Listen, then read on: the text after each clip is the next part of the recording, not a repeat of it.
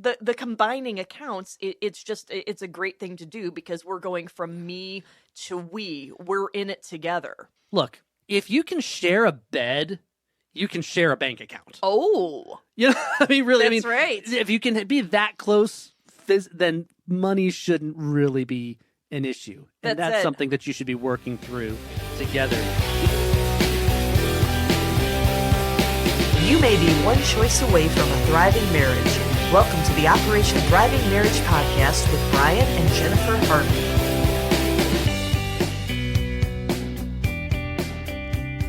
Welcome back to the Operation Thriving Marriage podcast. Bryon Harvey here with Jennifer Harvey. We're so excited to be here with you and encourage you, if you're listening to this, take a time, please, to rate, subscribe, and review the podcast. It really helps us get the word out to other people about the podcast and what we're doing.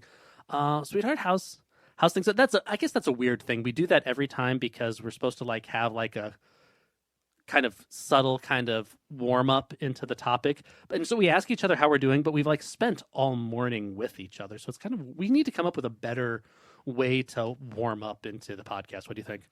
Maybe so, but I'm doing fantastic. Excited to be here, and had some extra caffeine, so probably a little bit more excited than maybe I would be otherwise. But if anybody's watching a little bit of a promo video of us, I'm in a suit right now, and you're in a hoodie because I had a meeting for a client appointment just before this. Yeah, so you had to dress like a grown up, and I did not. I could just be comfortable and ready to go. So, but speaking of that, you were meeting with a client today. They were doing their normal estate plan stuff because that's what your clients do. But you used to do some family law. It wasn't your favorite, but those were just some of the clients when you were really getting started and trying to get your firm going and anything. With that, you've done that, and then also with the estate planning, you really deal with a lot of family issues. You have a lot of conversations with people about how their families are going, family relationships. Oh, yeah. What do you see as the biggest contributor to strife in marriages based on your experience as a lawyer? Oh, so many things. I think a lot of it can boil down to a lack of communication and empathy and understanding. But I think that within that, it really rears its ugly head a lot of times when we're talking about, lack of really connecting with each other, sex, and definitely money and money management. That can just be something that can be really toxic to a marriage if not approached well and if not managed well together. And that makes a lot of sense, too, for what you do because you're dealing, estate planning, obviously, it's dealing with the whole thing, dealing with how you're going to care for kids. But really, it boils down to a lot of what you do is how's the money going to be distributed? And so we have heard a lot and still hear over and over again, money is the number one cause of divorce in America. We hear that over again. The difficult thing is that's a myth. That's not true. The number one cause, based on most of the research, is lack of closeness. It's a lack of intimacy. Infidelity and lack of intimacy are always at the top two. And I really think, we're going to talk about this in a later episode, I really think that infidelity ultimately is most often a cause of lack of intimacy. But while money may not be the number one cause of divorce, it's still in the top 5. Oh, it sure is. And I think it will continue to be. Yeah. Money is it's a big thing. I think, and I don't know, I'd really be interested in hearing from dealing with your clients and stuff, but from what we've seen and what I think is disagreements about how we handle money actually exacerbate or spark a lack of closeness. I don't think the money itself is the issue. I think it's the lack of closeness, and money, because it can be a very emotionally charged issue, I think it actually exacerbates and leads into the other problems. Oh, it sure does. And that's something that we, of course, wrote about in our book, Operation Thriving Marriage, about that problem A, problem B. Right. And it just seems like the problem B, it's manifesting and rearing its ugly head in money and money management, but it's actually a different kind of issue or stemming from something else altogether there. So problem A in that situation, if you haven't read the book enough, problem A is the problem you're talking about right now. And so money might be the problem A, but really what's leading to the uncomfortable feelings and the problems is that problem B, that lack of closeness, that lack of trust maybe about money or different things like that could be creating that situation. Right, but what's interesting is, I mean, obviously, it's not just our opinions based on anecdotes and couples that we've spoken with and couples that we've helped over the years, just as far as this concern about money management and conflict about that, because Fidelity did a study in 2024, and their findings were that 45% of couples argue about money at least occasionally. So that's almost half. Yeah. And then 25% of couples say that money is the number one challenge in their marriage. So 1 in 4 couples will say that money is the number one challenge in their marriage. So there's so much to that. And money's a huge issue, and we want to talk about that with you guys on this episode. One of the things I want to say as I think about that, though, is just because you argue about money doesn't mean your marriage is struggling because of money. Sure. Arguments aren't always bad, and if there's no arguments, that is bad. And we've talked about that in other episodes. So I think that 45% argue about money at least occasionally, I think that can be a little bit striking because people think that these are knockdown, drag out arguments. But if you're just disagreeing on how you should spend money on a vacation, I mean, we talk about different ways of spending money, and we'll, in the strictest sense of the term, we'll be arguing about it because we're disagreeing on, Sure. Hey, should we purchase this? Should we purchase that? And sometimes there can be some emotion attached to that, but it's not like either of us is angry at the end of that conversation with the other. It's not like we've had this huge blow up fight, but we have argued about it. So that's one of the things I want to encourage you. When we start getting into more of this, we're really talking about how to manage your money healthy in your marriage. But don't think just because you disagree about money in your marriage that you have an unhealthy view of money in your marriage, because you're going to have disagreements. And that's important in your marriage because you're going to balance each other out, make sure that you're being responsible. And one of you often, you'll have, in a couple we see this time again, and it's kind of cliche, you'll have one who is super strict and almost miserly with money, and the other is like, hey, let's just let it rain up in here. And that's healthy because you want that tension to make sure you're being responsible and not letting money be an idol on either side of that equation. Right. And like you had said, there can be healthy disagreements over money and unhealthy disagreements over money. There can be healthy arguments and unhealthy arguments. And you can take a look at some of our past podcasts and take a look at our book to talk about handling these kinds of conflicts. But I think that these statistics that we're seeing, as well as anecdotally, it shows that there are issues about money in a vast majority of marriages. So if that's the case for you, don't feel like you're alone, because you're not. But it's like, how do we best approach that? How do we best take care of that within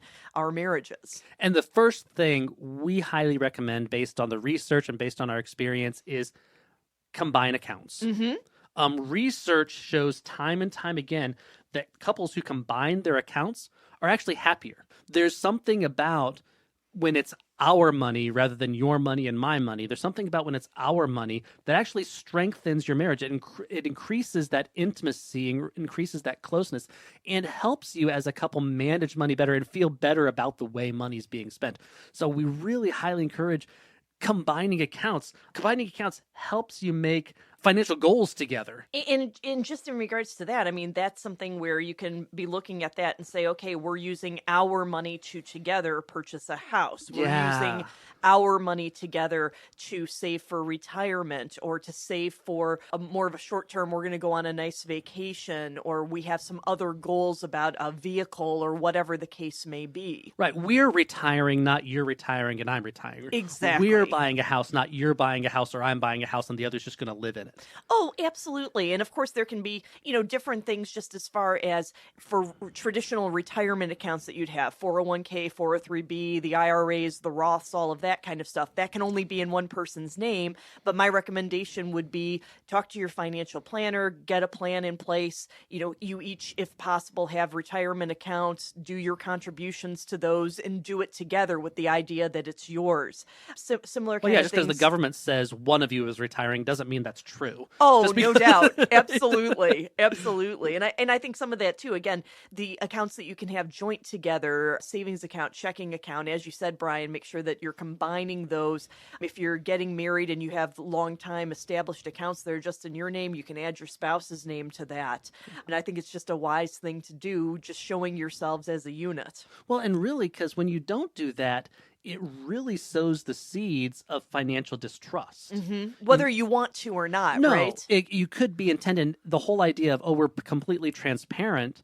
You have the opportunity for the fact that you have to communicate that you're being transparent is a problem. Sure. You know, you shouldn't have to, oh, of course I'm being transparent with you because, well, when it's combined, there's no issue of transparency because I'm just looking at my account. My account happens to be your account too. So we're both looking at my account. Right. You're looking at your account, but it's my account. And it's just, so you get rid of those concerns about, hey, are you being honest with the money? Are you truly doing your fair share of the expenses? All those things that come about, you eliminate that when you combine finances. It's one household, and so the finances should all be combined as well to help eliminate that distrust. Oh, no doubt about it. And of course, for those of us who are business owners and, myself with my law practice in particular, it's like there are certain rules and standards where Bryan can know what's going on because we're married and I'd let him know what's going on with the business financially speaking, but there's only so much access Bryan would be able to have directly to it just because of some rules of professional responsibility. But again, that's a not a business is different. Yeah, that's I just not a like to marital say asset. that. Yeah. I like to just say that out loud, just Right. just for people. It's like, if you own an ice cream shop or a pizza parlor or a dental practice, probably can't put your spouse's name on that as well, but it's good to be transparent about how the business Yeah. is doing and what's going on with the spouse, and that's how you do that. But certainly, yeah. I mean, if your spouse is a business owner, I mean, a lot of people own business. Like, okay, you shouldn't think they're being dishonest because XYZ Construction or Lottie Dottie Everybody Ice Cream Company has That's its own a cute account. name. It's because that's not the marriage. That's a separate entity altogether. Oh, no doubt about it. But really, the combining accounts, it's a great thing to do because we're going from me to we. We're in it together. look, if you can share a bed, you can share a bank account. Oh, You know, I mean, really, that's right. if you can be that close, then money shouldn't really be an issue. And That's that's it. something that you should be working through together. The other thing, combining accounts, we think is huge when dealing with having healthy conversations and disagreements. The other thing is address the unexpectations. Yes, and we've talked about unexpectations before. That's kind of our term. These are expectations that you might have that are unvoiced or unshared or sometimes even unreasonable. But when we talk about unexpectations in this context, we're looking at this like, oh, are there some unvoiced expectations that you might not have discussed with your spouse about money? Right. And something as simple as I expect to go on a vacation. Or Do you really? Yeah. Or expecting to be able to pay for specific expenses we've got a child in college. And so there's expectations that you or anyone naturally has, I expect, but have you talked to your spouse about what you expect, how you expect to support remind our daughter regularly, you're a dependent adult. You're not independent yet. And so how are we supporting, and are you discussing those expectations? Are you discussing things like when to replace a vehicle? Are you discussing a plan for, we just had to deal with this. Our dishwasher decided to leak all over the floor in the kitchen, and discussing the expectation was that we were going to replace it, but we had to talk about, okay, what are we going to replace it? How much money are we going to spend on this? Are we going to get this level or that level? Are we going to try to repair it or try to replace it? Those kind of conversations, you have those expectations. You need to talk about those expectations so that you can make decisions together. Oh, absolutely. And in some of these, like you had said, we talk about voiced and unvoiced because everybody who knows me knows that when the Lord put me together, he put an external processor on me. And because of that, poor Bryon has to deal with that and manage that. And that's why I have, a team of people and friends and whatnot around me that deal with my external processor. So Bryon does not have to bear that burden all on his own. The introvert married to the extrovert, at least the introvert always knows what the extrovert is thinking. Exactly. You can't say the same. Exactly. And that's why with a lot of these things, you need to ask the introvert. Yes. Absolutely. And hopefully the introvert won't hold a whole lot back after being asked that. But we also talk, quite a bit, not just about these unvoiced expectations, which again, you got to get that out there regardless of your personality type, introvert, extrovert, otherwise, but also what are some of these unshared expectations that you might be dealing with. So some of these are, beliefs from your family of origin, the family that you were born into and that you're coming out of. What kind of baggage might your parents have had? And, those different sides of the family just about money and money management. We talk a lot of times when we're doing premarital coaching for couples, just like, well, what does money mean to you? Right. And to me, it's shocking some of the differences that a couple will have between each other as to that part of it. Just real quick, Jen, before you go on to the next one. Yeah. Want to highlight the difference between the unvoiced and unshared. Unvoiced expectations are more surface. You just haven't talked about them. Mm-hmm. Unshared, these are things that are so deep in you that you think everyone thinks that way. So of course, everyone does this, but you're coming from a different household. Jen and I experienced this a lot, especially early on, coming from a military family versus a civilian family with just different expectations, that I thought everyone did this, or on your side, you thought, well, of course, this is so obvious. And so when you marry your high school sweetheart, you may have fewer unshared expectations because you've grown up together, you live that, but most of us don't, and you have this whole life. And so these are core deep issues about money that you have expectations that you think everyone does. You need to be aware of that so that when you bump up against these things, you're ready to talk about them, like family of origin or some of these other things that Jen's going to mention. Oh, absolutely. And of course, family of origin, it can be different experiences. It can be, families going through different things, just as far as a father or a mother being laid off and how did they come back from that? Did they do better financially speaking as time went on or not? Yeah. There's just a lot of different mindsets about things that money. Shaped you. That's exactly it.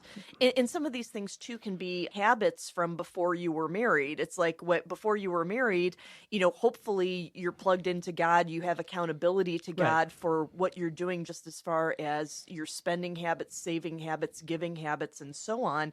But what were those habits that you had, good and bad, before you got married? And are you able to carry the good ones into the marriage? And hopefully you and your spouse can help kick the bad habits to the curb. Yeah, and that's something that we're seeing more and more as people are choosing to get married later. They have a longer adult life single. Mm-hmm. And so all these lifestyle choices that become their normal, they don't realize how much of their normal isn't normal for their new spouse. Sure. Because, we were living together. Or we weren't living together. We were living as single people, and we've had to function as single adults for so long. Obvious, this is how it worked.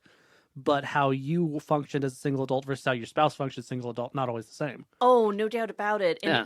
Bryon and I taught a marriage class a little bit earlier this year, and there was a couple, and they were getting married in their early 40s, and it was the first time that either of them had been married, so they really wanted to make sure that they were following God's plan for marriage and making sure that they were on track, not just for money, but for everything. But being single people into their 40s and then all of a sudden getting married, there's a lot of transitions and things that need to happen there. Yeah, absolutely. Compared to what happened years and years ago when you kind of left your house, you left your parents' house and moved into your house with your spouse. Oh, sure. That just doesn't happen as much anymore. That's exactly it. And I think some other unshared expectations can come just from beliefs that you've accepted from the media.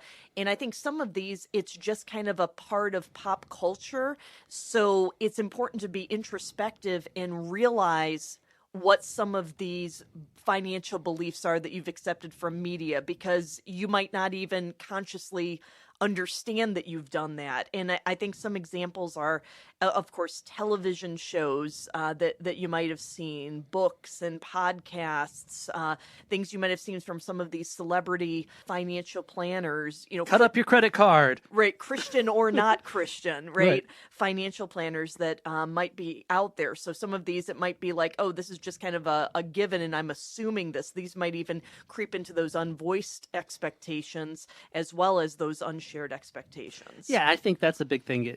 I don't see it so much but anymore. Maybe it's just because I'm not in that realm. But 10, 15 years ago, it seemed like there were a lot of different, and maybe there's more podcasts on it now, and I don't follow like financial podcasts very much, but there were several different television financial planner personalities, and they kind of all said the same thing, only with their own marketing twist. Sure. There was one guy, I think he was on CNBC maybe. I don't know. But anyway, I mean, he literally would be on the screen. I'd see him as I'm flipping through the channels back when you flipped through channels, and he'd have these giant scissors and he'd be cutting up credit cards and stuff. And so if you've spent a lot of time watching that, or if there's podcasts that you listen to and they present this as just, well, this is just the way it is in the world, and you've accepted that, but your spouse hasn't been listening to the same podcasts, then those are going to be some of those unshared expectations. Right, because then that spouse might be running to the garbage can and trying to, piece these pieces of the credit card back together to use it. Not going to work, but I digress.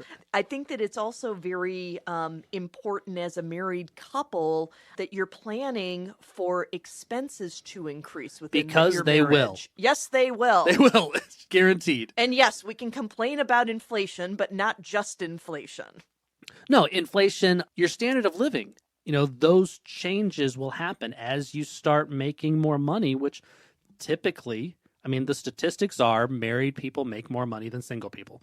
That's you're welcome, people. It's like, right, you're married, you're probably going to be making more money as the years go on. Yeah, so statistically, I mean, you're going to have that. So then expenses are going to go up because, we started in the starter house and we moved to our forever home. We started buying a used, beat up, whatever, and now we're going to get a new this or that car because, we've got the money, we can do that. Vacations used to be going down to the hotel in town that had a pool, and now it's, no, we're going to go on a vacation to a different location. The big one, the huge financial suck in many marriages.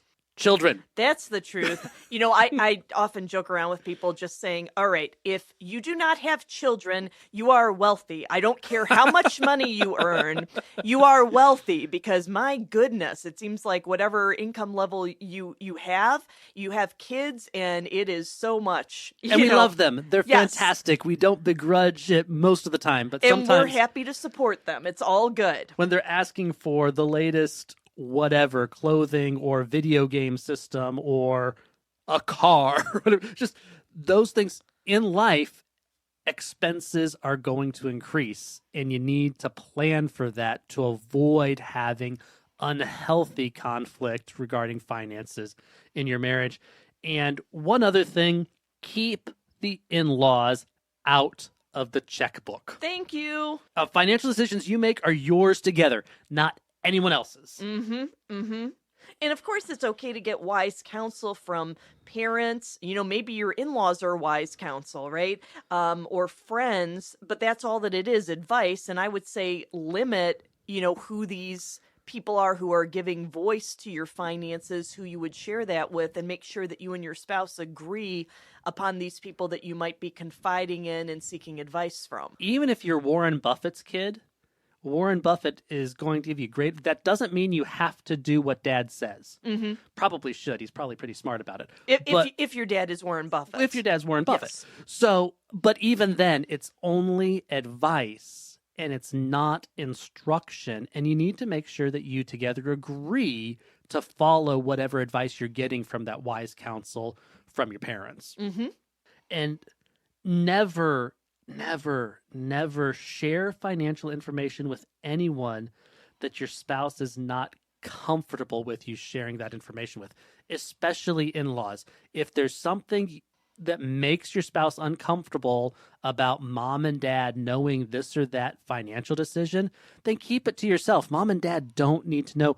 Your spouse is important. Now, maybe this is a place where you talk to your spouse about why does it make them uncomfortable. This may be a growth area for one or both of you. But at the end of the day, you honor your spouse. You respect your spouse. You are one, and they have the priority over your parents, and you never share information that your spouse isn't comfortable being shared. Oh, absolutely. And I think some of that is also looking to different family dynamics there, because if you were to share information, again, with an in-law, is that potentially, if that person's gossipy, could that get all over the family? And do you want that at the next family gathering, right? Yeah, there's a lot of different just being reasons. Smart about it. Yeah, there's a lot of different reasons that a spouse might not want, but at the end of the day, it's your spouse said, I don't want to share that. Mm-hmm. That's got to be good enough. Doesn't mean that you don't talk about it. We encourage you, well, help me understand why this is important to you, because I'm not getting it. But you absolutely make sure that you never share information your spouse isn't comfortable sharing. Exactly. And regardless of whether you think that that's a good reason or a bad reason, the issue is if your spouse is uncomfortable with it, regardless of the reason, you just don't do it. Yeah. Money is the leading competitor with God for our loyalty. Jesus said in the Gospel of Matthew that you can't serve both God and money. Paul said in 1 Timothy that the love of money is the root of all kinds of evil. The purpose of marriage is holiness. The purpose of marriage is to grow to be the person God created you to be. God gave you your spouse to help you with that. And part of being that person God created you to be, is learning how to manage money. So together, as you and your spouse learn to manage the little that God has given you, one day, God willing, you'll stand before Jesus and he'll say to you, well done, good and faithful servant. You've been faithful with a little. I'll put you in charge of much. Thank you so much for joining us for this episode of the Operation Thriving Marriage podcast. Please subscribe and follow and tell a friend about us. Jen and I started Operation Thriving Marriage to help couples and churches take marriages from merely surviving to thriving. We've got our book, we've got a blog, and resources for our coaching ministry, and you can bring us out for an Operation Thriving Marriage experience. For more information, go to OperationThrivingMarriage.com. That's OperationThrivingMarriage.com.